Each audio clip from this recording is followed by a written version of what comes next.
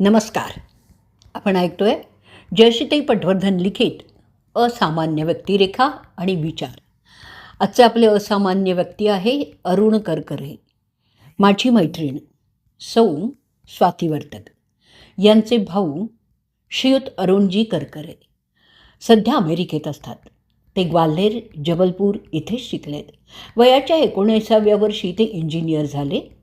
पुण्याला आणि काही वर्ष ग्वाल्हेरला त्यांनी नोकरीही केली. काही वर्ष स्वतःचा स्वतंत्र व्यवसायही केला.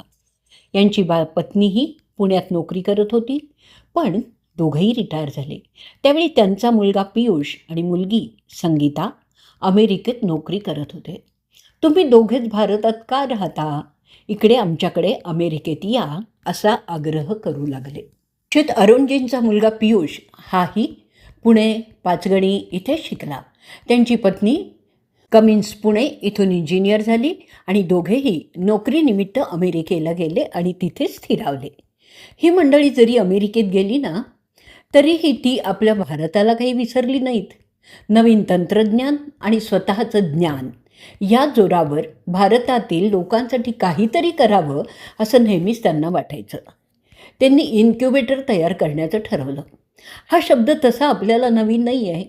ज्या ज्या व्यक्तींचा नवजात बालक, दवाखाना यांच्याशी संबंध आलेला आहे त्यांना इन्क्युबेटर माहिती नक्कीच असणार. म्हणजे निदान बघितलेला तरी असतो. जेव्हा एखाद्या नवजात बालकाची, विशेषतः नुकत्याच जन्माला आलेल्या शिशूची प्रकृती नाजूक असते आणि त्याची स्वतःची कुठल्याही बाह्य मदतीशिवाय जगण्याची शक्यता कमी असते, तेव्हा त्या शिशूला इन्क्युबेटरमध्ये ठेवून मेडिकल सपोर्ट देऊन जगवण्याचा प्रयत्न करतात. इन्क्युबेटर बऱ्याच प्रकारचे असू शकतात. त्यात वेगवेगळ्या सुविधा देखील असू शकतात. म्हणून तशाच किमतीही खूप असू शकतात. भारतात मुख्य समस्या अशी आहे की विशेषतः गावांमध्ये जर अकाली मूल जन्मलं आणि जवळपास मेडिकल मदत नसेल तर मूल दगावण्याची दाट शक्यता असते. गेल्या काही वर्षात अशा दगावलेल्या मुलांची संख्या शेकडोच्या वर आहे. अशा मुलांना कसं वाचवावं ही एक फार मोठी समस्या आहे.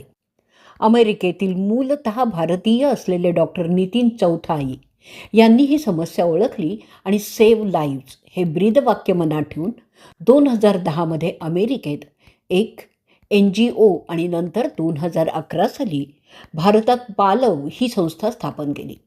पालव ही संस्था स्थापन होऊन आज 11 वर्ष झाली.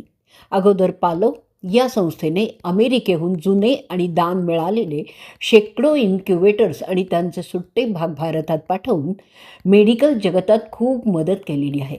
त्यासाठी त्यांना बिल गेट्स फाउंडेशनकडून मदतही मिळाली आहे. परंतु नंतर हळूहळू लक्षात आलं की आपणच आपला इन्क्युबेटर का बनवू नये. आज चांगले इन्क्युबेटर जवळजवळ 15 ते 20 लाख रुपये या किमतीत मिळतात. ही किंमत भारतातील गावाकडील दवाखान्यात कशी काय परवडणार? शिवाय अशा दवाखान्यात 3-4 इन्क्युबेटर तर हवेच ना. म्हणून ही कमी किमतीत हा इन्क्युबेटर तयार करण्याचं त्यांनी ठरवलं. 2015मध्ये नितीन चौथाई यांची या दिशेने वाटचाल सुरू झाली. त्यांनी आपल्या काही इंजिनियर मित्रांना आपल्या मदतीला घेऊन खूप मेहनतीने 2-3 इन्क्युबेटर बनवले देखील. परंतु हवे तसे परिणाम काही मिळत नव्हते. योगायोगाने श्री अरुण करकरे हे गेले वर्षभर अमेरिकेतच आहेत. श्री अरुण यांचे चिरंजीव श्रीयुत पियुष यांचा आणि श्री नितीन चौथाई यांच्याशी चांगला परिचय असल्यामुळे श्रीयुत नितीन यांनी इन्क्युबेटर बनवण्याबाबत श्रीयुत पियुष यांना मदतीची विचारणा केली. अर्थातच श्री पियुष हे कामात व्यस्त असल्यामुळे त्यांनी आपले वडील श्रीयुत अरुणजी यांना श्री नितीन यांना मदत कराल का असं विचारलं. श्रीयुत अरुणजींना तर नवं काहीतरी करायची इच्छा होतीच आणि त्यांना अमेरिकेत पुरेसा वेळही होता.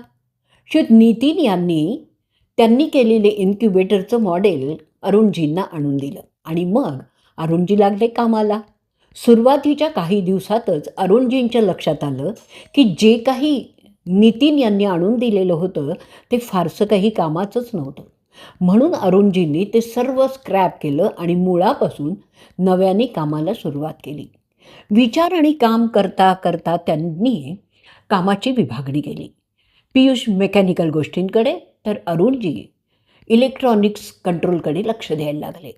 अगोदर त्यांनी एअर कंडिशनिंग अँड रेफ्रिजरेशनची आयडिया करण्याचं ठरवलं, पण त्यात फ्रिऑन गॅस, इन्सुलेशन, कॉम्प्रेसर आदीचा खूप खर्च पाहता ती कल्पना त्यांनी सोडून दिली. नंतर साधा उन्हाळ्यात वापरतो तसा खसचा तट्टीचा एअर कूलर वापरावा म्हटलं तर मेडिकल डॉक्टर्सनी त्यात बॅक्टेरिया डेव्हलप होतील अशी भीतीही व्यक्त केली. मग काय करायचं म्हणून ते दोघे पुन्हा पेल्टियर सोल्युशनकडे वळले. पेल्टियर नावाचा एक डिव्हाइस असतो. त्या डिव्हाइसला जर बॅटरी सप्लाय दिला तर तो एका बाजूला थंड तर दुसऱ्या बाजूला गरम होऊ लागतो. किंमतही फार नाही आहे. मग हीच कल्पना वापरून त्यांनी काम पुढे चालू ठेवलं. अर्थात वेळोवेळी अपयश हाती आलंच होतं, परंतु जिद्दीने दरवेळी सुधारित आवृत्ती ते बनवत गेले आणि शेवटी पूर्णपणे ऑटोमॅटिक कमी किमतीचा इन्क्युबेटर त्यांनी तयार केला.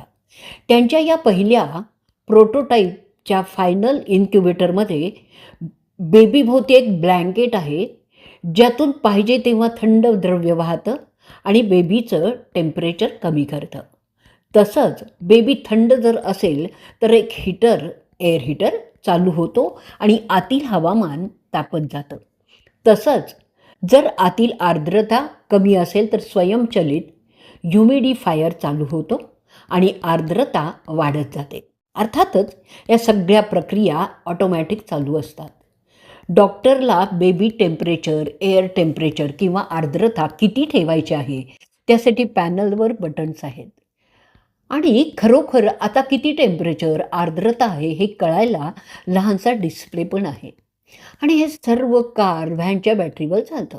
त्यामुळे गावात रिमोट जागी जन्मलेलं मूल नजीकच्या दवाखान्यात तास 2 तासात पोहोचू शकेल. सध्या यांनी तयार केलेल्या इन्क्युबेटरची किंमत बाजारात असलेल्या महागड्या इन्क्युबेटरच्या जवळजवळ 2% पडत आहे. म्हणजेच ते केवळ 20,000 रुपयांना पडेल. तरीसुद्धा यापेक्षाही कमीत किंमत करण्यासाठी त्यांचे प्रयत्न अजूनही चालू आहेत. लो कॉस्टला इन्क्युबेटर मिळावा म्हणून फॅन्सी लुकिंग गोष्टी टाळण्यावर त्यांनी भर दिलेला आहे. येत्या काही दिवसात या पहिल्या इन्क्युबेटरमध्ये डुकराचं पिल्लू ठेवून सेंट लुईस इथे प्रयोग होणार आहेत. त्यावरून त्यामध्ये आणखीन काय सुधारणा करणं शक्य आहे हेही ते दोघे पाहणार आहेत. केवळ यांची धडपड हीच की गावामध्ये अकाली जन्मलेली मुलं या इन्क्युबेटरमध्ये ठेवली जावीत आणि ती मुलं सुखरूप वाचावीत. त्यांच्या या उत्तम कार्यासाठी त्यांना खूप खूप शुभेच्छा आणि शक्य तितक्या लवकर त्यांनी तयार केलेले इन्क्युबेटर भारताला मिळावेत हीच सदिच्छा आणि त्यांना कोटी कोटी प्रणाम.